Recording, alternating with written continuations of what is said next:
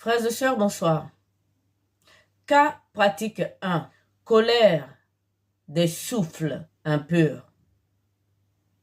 Nous allons parler dans ce cas du filet d'impudicité que lancent des couples adultères et des couples infidèles sur des âmes innocentes pour les piéger. Lorsque j'ai fait la vidéo sur le mariage, je vous ai dit que le mariage était béni à l'Église et que le seul mariage qui était reconnu par Dieu est le premier mariage, c'est-à-dire que l'homme et la femme doivent être le mari d'une seule femme et la femme d'un seul homme. C'est la première épouse qui est scellée par le Saint-Esprit. Mais à partir du moment qu'il y a des divorces successifs, l'homme et la femme deviennent des hommes forts. Plus ils se sont mariés, la puissance de leur mariage, c'est avec des souffles. Et plus ils sont infidèles et adultères, ces souffles deviennent des souffles d'impudicité. Et autant de fois qu'ils ont pratiqué ces injustices, il y a autant de souffles sur eux. Et donc ils sont chargés comme des hommes forts. Et dans ce cas pratique, nous allons parler du cas où ce couple, conscient qu'ils sont des hommes forts, prennent dans leur filet des âmes innocentes. Lorsque vous voyez un couple marchant bras dessus dessous, c'est un couple amoureux. Ils s'aiment et cela est tout à fait normal. C'est-à-dire qu'en se serrant les uns les autres, ils cachent, ou du moins ils emprisonnent, ou ils fortifient leurs souffles qui sont sur eux. Si c'est un premier mariage, ils se soudent. Le Saint-Esprit qui a scellé ce mariage est toujours au milieu d'eux. Mais lorsque c'est un couple d'impudicité, un couple d'infidélité, un couple de sorciers, ils ciblent une âme et ils prennent cette âme par surprise. Lorsqu'ils arrivent vers cette âme, ils se séparent et ils font passer l'âme entre les deux.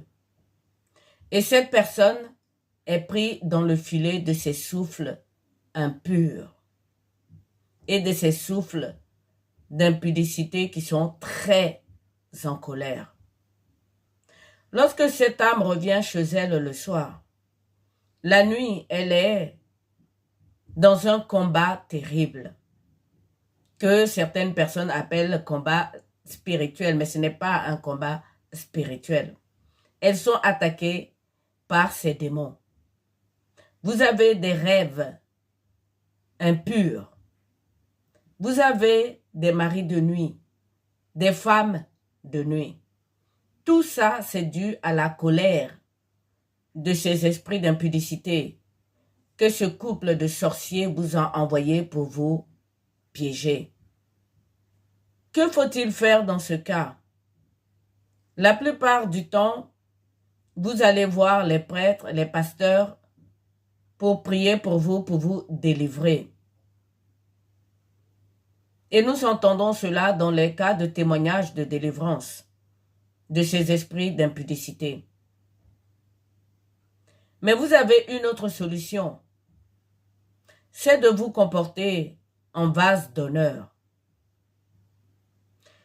Tout est pur pour celui qui est pur. Et donc ces esprits d'impudicité qu'ils vous envoient, vous, si vous êtes dans la parole, dans la Bible, si vous priez tous les jours, vous apaisez la colère de ces souffles. Vous apaisez la colère de ces souffles d'impudicité. Auprès de vous, ils sont au calme.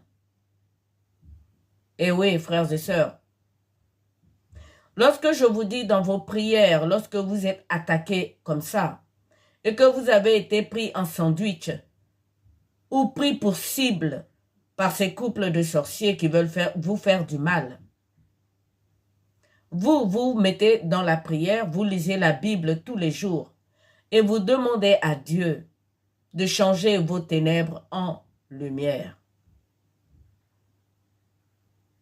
Dans la précédente vidéo, nous avons parlé de souffle en colère. Et c'est pour cela que je vous donne ces cas pratiques. Lorsque vous observez autour de vous, lorsque vous méditez sur tout ce qui se passe dans le monde, ce que je suis en train de vous dire ne devrait pas vous surprendre. Mais si vous ne le savez pas, c'est tout simplement parce que vous n'êtes pas dans l'observation de ce qui se passe dans le monde.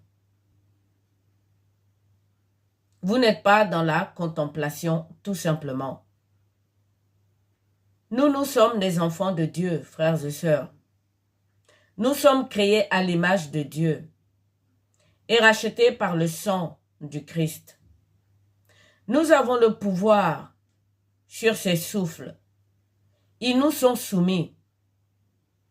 C'est en fonction de notre animation que ces souffles s'animent. C'est pour cela que moi, je fais dans mes vidéos une sorte d'apaisement pour vos âmes. Il faut que vous sachiez qui vous êtes.